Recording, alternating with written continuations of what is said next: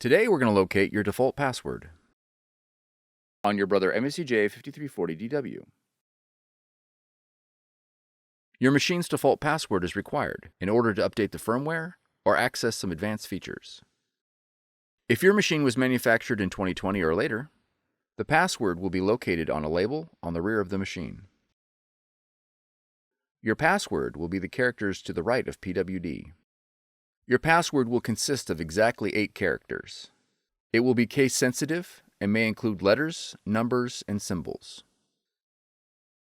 For older machines without a password label, use initpass or access as the default password.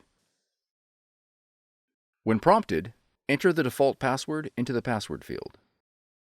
If your password is not accepted, contact your system administrator and ensure that the password has not been changed. For more tutorials, FAQs, and videos, visit us at www.brother-usa.com. If you found this video helpful, be sure to subscribe. Thank you for choosing Brother.